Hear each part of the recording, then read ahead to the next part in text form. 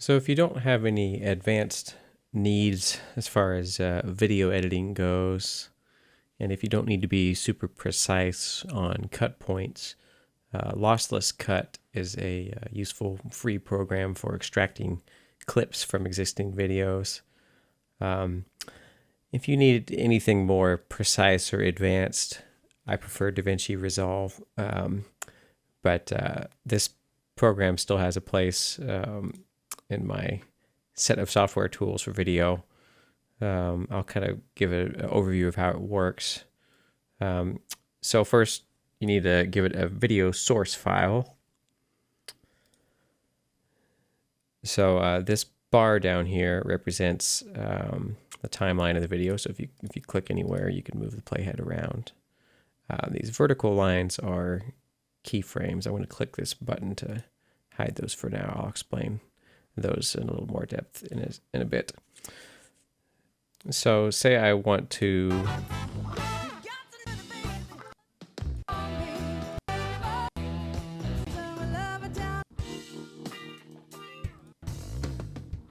let's say I want to use Waterfalls by TLC in this video.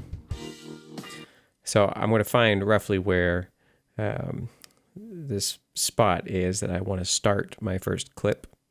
And then you can use the left and right arrow keys to move a second at a time, which can help you get there. And then if you want to be more precise, you can use the comma and period keys to move a frame at a time.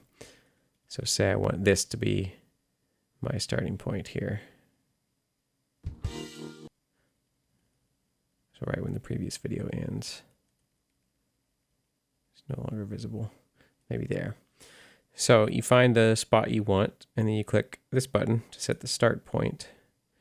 Then I'll do something, do a similar process to find the end point.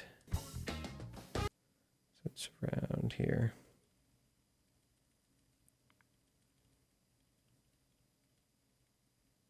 Maybe right here. So, and you can see this highlighted area here represents the clip that we're going to extract. And you can extract multiple clips from the same source video file. So let's pick another clip.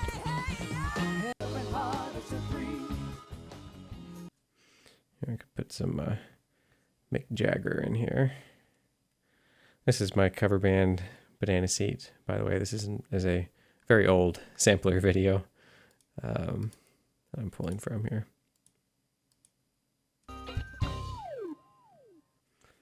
So let's say I don't want to have that in there. Use that. So I can set the out point. Oops, I clicked the wrong button. Now I gotta find it again.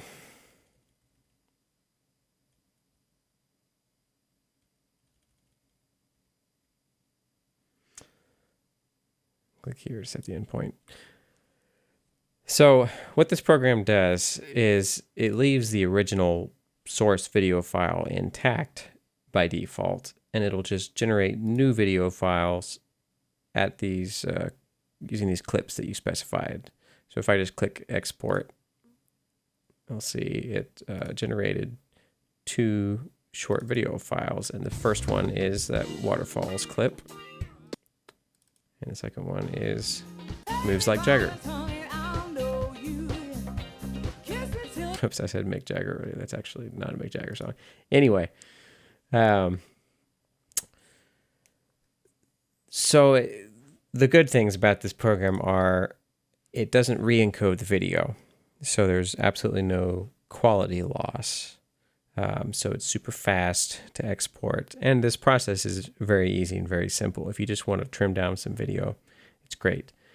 The main problem with this is that because of how video files work, you can't cut, at least with the start point, in between keyframes.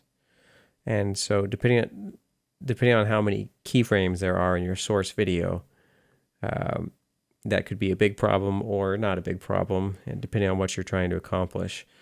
So let me just show you what I'm talking about. So if I click this button here, it'll show the keyframes near where the playhead is. So let's say I wanted to find out where it's going to trim the first point. So it's kind of interesting. You can get really precise as far as where you specify this beginning point, but it's not going to be that precise when you export the video. I don't know if this is a limitation of FFmpeg, which this is built on top of, or if that's just the reality of working with video files. But I know you can be a lot more precise in more fully fledged video editors like DaVinci Resolve. But anyway, so I want to show keyframes here, and another useful thing to know how to do is to scroll or zoom in this timeline here. So if you have your mouse over the timeline and you hold Control and then move your mouse wheel up and down, you can zoom in or out. If you don't have a mouse wheel, this would be maybe a 2-finger scroll, and if you're on a Mac, you'd hold Command instead of Control. So you can see that these vertical lines are the keyframes. So you can see that my start point I picked is between 2 keyframes. So I think from my testing with this program, I think the way it works is this with the start point, it's always going to choose the keyframe before so that it includes all of the video that you've done. But so let me just for example, if I hit play from right here at the spot I picked, you can hear it just starts on the kind of the downbeat of the song. But if I play back this video that was generated, you can hear it's got that bass slide in there. And if I go back here and hit play from this keyframe, you can hear that's actually what happened. So even though I told it to export the clip starting here, it used this keyframe before. So how big of a deal that is depends on, like I said, what you're trying to accomplish, and also depends on how many keyframes are in the source material. In this one, there's keyframes every second, but your keyframes could be a lot less frequent, which would make it more of a problem. Now, if you, I don't think it's ever going to eliminate audio. Like, I don't think it's going to choose to use this keyframe. And also, while it didn't say in the documentation that that it was only an issue for start points, I did some experimenting moving the endpoint around, and it seems to always end about where this ends. I've tried putting it close to this keyframe to see if it chopped off anything, and I've tried putting it close to this keyframe. And the end point seems to always be, oddly, not the frame you specify, but 1 or sometimes 2 frames later. So I don't think this program is ever going to, accidentally remove more video than you wanted, but it could, have a little bit more on either end than you want. So another option is, so keyframe cut is the default mode, and this works how I described, where it's going to use the closest keyframe, at least on this at the start, and then I think it will end the video wherever you specify, plus a frame or 2. If you change this to normal cut, what it's going to do is, at least with the start of the video, it's going to it's still going to start the video here as far as the timing goes, but instead of using the video and audio from these frames here, it's going to replace them with black video and silent audio. So in some situations that may be preferable. Again, with the endpoint, I guess in theory it could be replacing, inserting some black silence here, but in my experiments it seems to just end at the same point. So I'm not sure exactly how it works. But overall, if you're just if that precision is not that important to you, and you just want a simple way to export clips, and you don't need like fade ins and fade outs, this is a great program. And even though I use DaVinci Resolve for more advanced and more precise video editing, this still is a very useful program for a couple reasons.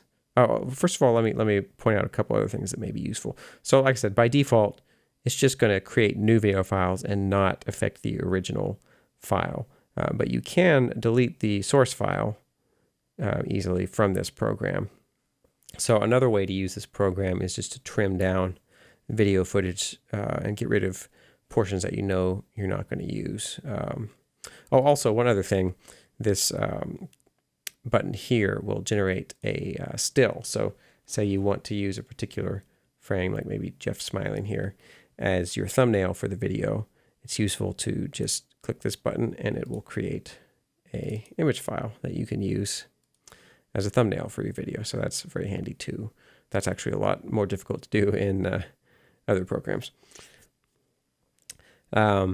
So what this program is great for is reducing hard drive usage. If you've got a lot of video and you know there are portions of it that you know you will never use, you can delete portions of the video, and it will generate a new file, and then you can delete the source file, and it'll just save on hard drive space.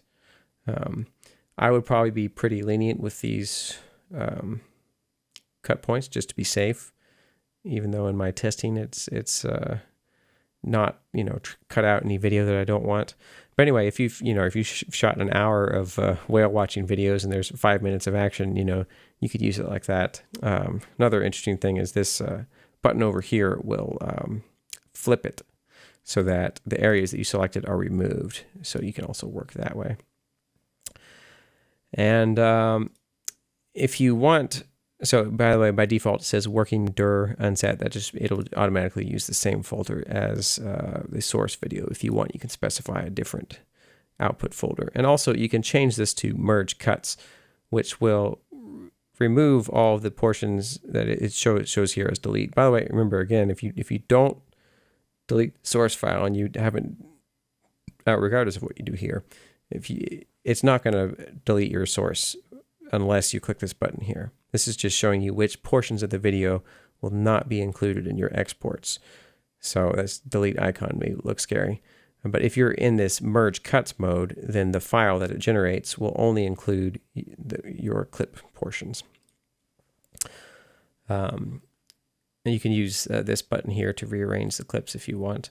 Another thing to be aware of is that you see the color coordination here with these buttons. So I got a pink and a purple. So say after doing the export, I decided I didn't like the way this clip worked out or whatever. If you come back here to edit, just make sure that you're editing the right clip here. So if you click in a clip, it'll automatically change. But if you click near a clip, like say for example, this is the last clip I'm working with, and if I say I want to edit the start point of this clip, if I click here, these buttons aren't automatically going to change. So now if I click this button, it's going to be adjusting the end point of this clip, which is not what I want. So you can select the clip up here to make sure you're editing the correct clip. So if this merge cuts would put all your clips back to back. But if you're doing that kind of a scenario, I think you're probably better off using DaVinci Resolve, unless again you're just trying to just get rid of video that you know you're not going to need, but you don't want to generate separate video files. Then you can do that. So yeah, that's LosslessCut in a nutshell. I don't think I pretty much cover. Oh, well, these may also be useful. Oops, that's not what I want to do. These buttons move to the start and the end point of whatever clip you have or segment you have selected here. So that may be useful. Unfortunately, when you're zoomed way in, like if I jump to the end of this first clip here, it actually it will use this even if it's like at the very end. So what you end up having to do a lot of times is hit this button and then zoom out and then zoom back in, and you'll be where you want. So as far as workflow goes, in order to avoid confusion as far as where the cut is happening, you can just cut to and from keyframes. And I haven't done extensive testing, but I imagine that is a lot more predictable. So say, for example, I know this is about where I want to start. What you can do is click somewhere in this area, click this button to show the keyframes, and then these buttons will let you move back and forth between keyframes. So I could get here and then say, well, let's try this keyframe. So that's not going to work because it cuts off. I don't hear the downbeat of the song, so maybe I go back to this keyframe. And in this case, that one works just fine. So I could just set the start point there. And but that's not always going to work great. So like in this example, I would not want to have those first few notes of the next song in the clip. So again, if I can use the keyframe buttons here to test this. So in this case, I don't want to start it here because I know it's going to already include some of that other video. So that's a situation where I might want to use normal cut so that instead of that extra audio, it just kind of ends. But let's go ahead and do this export. And if I remember right, even when I tried it out like this,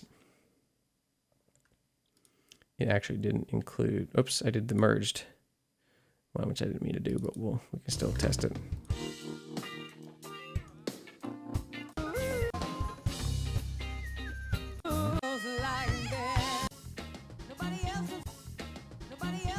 See, it seems to work precisely on the cuts. I think it's just the start points where that potential for inserting black silence happens.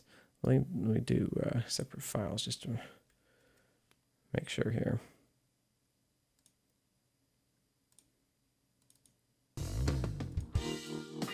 Oops.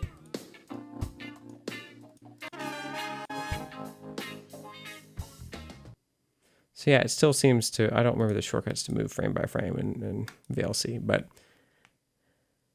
it seems to work okay with the endpoints. So yeah, well, that is LosslessCut in a nutshell. Hopefully that's helpful to somebody.